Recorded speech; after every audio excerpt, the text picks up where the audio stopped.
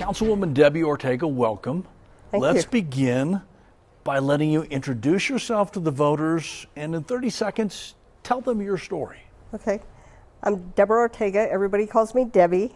I'm in the public service arena because of my parents. My dad was a coal miner who was killed in a mine cave-in, but before that, he was the person that did all of the rounding up of dollars and food to help his colleagues. So I saw the impact that his service had on the lives of other people. And then my mom volunteered at food banks, but that's when we moved to Denver. So service is part of my DNA, and I do this because it's been a labor of love. First question. Insiders say the four most important issues in this election: crime, homelessness, housing, and transportation. Rank them from most important to least important for you, and please explain why. Crime and safety, number one. Number two, I would say affordable housing, and that does add to the next one, which is homelessness, and then transportation. But they're all intertwined. I don't think you can completely segregate them all from one another. So part of why I think crime and safety is number one is because it's having an impact on people not wanting to be in Denver, especially downtown. Our businesses are leaving. We have residents that want to leave. I'm concerned about the impact that we'll have or may be having now to conventions wanting to come to Denver. And that's our economic engine. That is part of our tax base that helps provide other services and resources that Denver voters rely upon. The second one, affordable housing. As you know, it's very pricey to live in Denver today. And so being able to have solutions to how we address housing affordability for the very low income, as well as the missing middle, which is, firefighters and teachers and police officers that come to our city to work, but they can't afford to live in Denver. So I have solutions. People can go to my website, debbieortega.com, to look at some of the ideas that we have on how to close the gap and address both homelessness as well as affordable housing as a couple of those. The issue of transportation is one where I think we have to close the gap on what is referred to as the first mile, last mile, so that people have connections to where they live. If you live in the suburbs and work downtown, you want to move around, get to your bus stop. That first mile, last mile is really critical to being able to have people live anywhere in the metro area, regardless of where they work. And so those are a couple of the things that I think are critical to those issues. Follow-up question. Based on your number one priority, crime and safety, what is your pledge to the voters on how you will address it, and how might that be different than your other competitors on this ballot? So one of the first things I want to do is have a Metro Crime Task Force that will be focused on addressing the issue of car theft. We're number one for car theft, taking guns off the streets, and then focusing on how we can take the drugs out of our streets. Drugs are now impacting not only people who are unhoused, it's impacting kids in our schools, and it's everywhere. It's in the bars. So I want to take those nasty drugs out of our city and address the safety from that perspective. Part of the way we do that is we also have to have the right staffing within our police and sheriff's department. As you know, we are at an all-time low, especially in our sheriff's department at only 60%. We need to train them well. We need to make sure we're picking the best and the brightest, and we want to recruit them from within our school district into our cadet program that gives them an entry-level opportunity to become police officers, which is a livable wage job. As you know, and like many other cities, Denver has a lot of financial needs right now. If elected, what would you prioritize, and what might you decide to trim?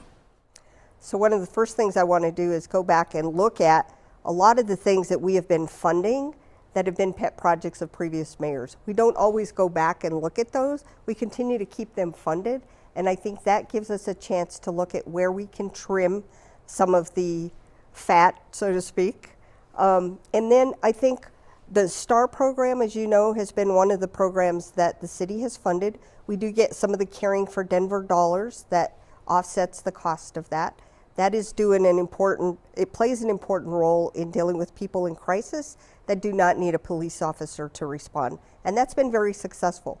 So I think, getting back to your question about what do we do to address the budgetary constraints, we still have some of the ARPA funding that we're spending, but when you look at our unhoused population, I want to make sure we're helping get them back to work and helping them to achieve self-sufficiency. And we do that by pulling together our different arms of the city that help people. We have contracts with organizations.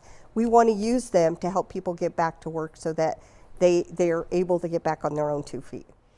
As you know, Denver is a wonderfully diverse city. If the voters elect you, will you make a pledge to make sure your administration reflects the city's diversity? And if yes, how? Absolutely. I think, first of all, I want to pick the best professionals to do these jobs, but I also want to make sure it does, in fact, reflect the diversity of our city. And part of how I do that, I worked with the Hancock administration to implement what is now referred to as our RSJI program, Race, Social Justice, Equity, and Inclusion. And it's incorporating within the budget of all the agencies how they're dealing with communities, and especially communities of color that are on what everybody refers to as the inverted L, where most of our low-income neighborhoods are. But it's got to reflect that diversity, I think, to continue to be the inclusive city that we have been. City Council has the potential for a significant change after this election. How are you planning to work with the new council if elected, and what would that relationship look like? Those relationships are really important for the mayor to be successful at getting anything done. And I intend to, my whole adult life has been about cultivating relationships. You know, everything we do is relational. And so having those working relationships is important. Obviously, the mayor meets with city council once a week.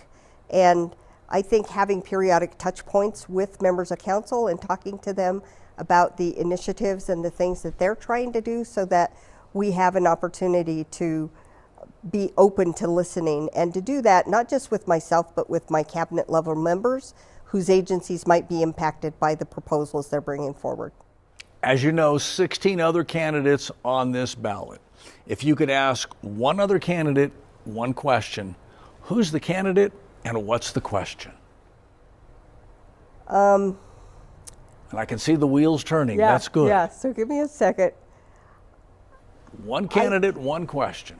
I think it would be Ian Tafoya, and I would ask him how he, if he were not selected as the mayor, how he would want to be involved with the new administration around some of the policy issues that he has worked on. A lot of them are around environmental issues, which are very important to our city. And as you know, in this amount of time, we don't have time to talk about all of the issues, but I'd love to see what he would see as his role in working with the new administration. Okay.